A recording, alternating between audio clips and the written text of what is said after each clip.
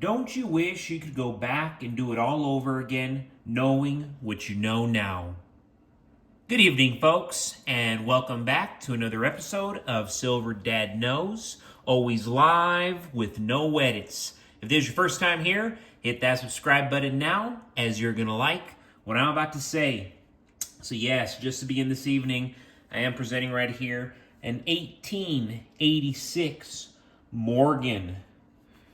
So some quick facts from 1794 to 1878. The U.S. Mint never made large numbers of silver dollars. This was due to the fact that the Spanish pieces of 8 were still legal tender in the U.S. up to 1859. And not many more silver dollars were required to fuel commerce.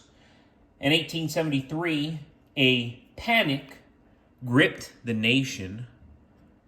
This was an economic contraction of what many would call a depression today. And because of this slowdown in commerce, some members of Congress pushed for the mint to strike a new silver dollar.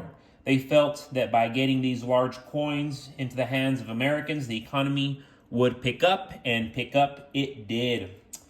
So, yes, this is going back to 1878 when Congress passed the Bland-Allison Act. The law required the U.S. Mint to buy several $1 million worth of silver every month and strike it into silver dollars. And yeah, the production of silver dollars broke all records at the Philadelphia Mint in 1886, as nearly 20 million Morgan dollars were coined. And as you know, with wide availability, the 1886 is very affordable in all grades. This popular Morgan dollar was struck the same year the Statue of Liberty was erected in New York Harbor. So very, very cool. And yes, folks, so going to the title of this video. For those 30 years old, like myself and younger, here are 5 crucial life rules that will set you on the path to genuine success and fulfillment. Number 1, strive for stellar credit. Your credit score influences more than just your ability to buy a house and or car. It's also about establishing credibility and showing you can manage responsibilities. Always pay bills on time, using credit sparingly, and pay off balances consistently. Good credit will unlock lower interest rates, better financial opportunities, and increase peace of mind as you build a solid financial foundation. And again, I'm speaking for myself. Number 2, become addicted to saving and investing early. The earlier you start saving and investing, the more you'll benefit from the power of compounding interest. Set aside even small amounts consistently and watch them grow over time. Create a budget.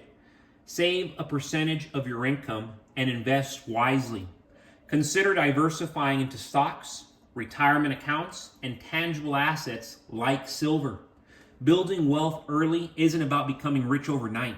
It's about discipline and consistency that pays off exponentially down the road. Number 3, very important here. Embrace risk. Wake up early and dream big. Taking calculated risks, especially early in life, will open doors and foster resilience. Develop a morning routine that gives you time to read, write, and reflect. Early mornings are prime for uninterrupted self-improvement, and reading helps expand your knowledge and your vision. Don't fear failure, because it's the best teacher. Number 4, and this is probably absolutely the most important one, seek God and choose sobriety. Again, I am speaking for myself, for somebody who has struggled. Number 4, seek God and choose sobriety. Whether through faith or spirituality, connecting to a higher purpose provides direction, peace, and resilience. A life rooted in values offers strength, especially in challenging times. Additionally, avoiding excessive drinking or substances keeps your mind and body sharp, allowing you to focus on achieving your full potential. And finally, number 5, avoid the trap of empty materialism.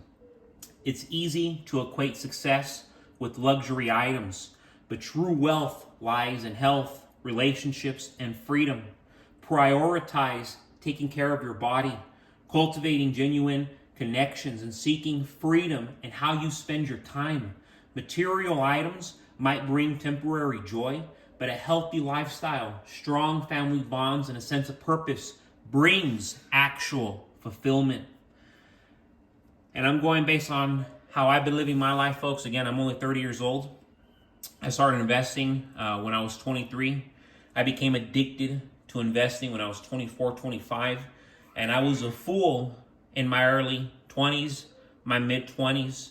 Had a bunch of sports cars, had a bunch of watches. And I just blew my money.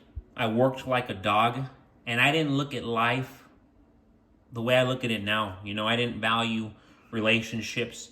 I didn't value my own time. I just looked at empty materialism, you know, sports cars, watches, brand names. That's not a way to live. I look back and it's like, man, what a fool. I could have had so much more sooner if I would have realized what a trap that was. And just to kind of end this episode, folks, I do want to touch base on the recent Federal Reserve rate cut of a quarter point to a range of 4.5% to 4.75%.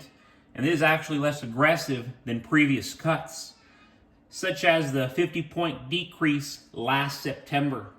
This decision reflects the Fed's cautious approach in light of ongoing economic challenges. Though Jerome Powell presented a rather bold front during the press conference when questioned about his stance on staying in office if asked to resign by the incoming administration, Powell empathetically stated he would not step down, underscoring the Fed's independent authority. Powell's remarks suggested optimism, mentioning that the economy continues to expand and that inflation is gradually moving closer to the Fed's 2% target. Yet this confidence contrasts with labor data showing a clear slowdown. Recent reports reveal that the U.S. only added 12,000 jobs in October, with downward revisions in previous months as well. Layoffs are climbing and voluntary quits have dropped to their lowest in years, all pointing to a cooling labor market. What really stands out, however, is the Fed's ongoing plan to reduce its balance sheet by pulling back on Treasury securities and mortgage-backed assets. The Fed aims to temper inflation, but yet the Fed continues to focus primarily on interest rates while largely ignoring money supply, which plays a crucial role in the economy's long-term stability. This spells trouble if rate cuts fail to stabilize employment or slow down inflation as intended. Powell insists that the labor market is quote-unquote solid, yet recent figures challenge that view. For example, October saw the first net loss in private sector jobs since 2020. And year over year, the private sector has shed 1.5 million jobs. The Fed's optimism is out of sync with the realities faced by many Americans. With the Fed's measures appearing increasingly insufficient, the economy is walking a tightrope. When we see these labor numbers faltering, increased layoffs, and stagnating hiring rates, we're looking at signs of deeper instability. And that is why holding silver becomes not just an investment choice, but a strategic move for financial security.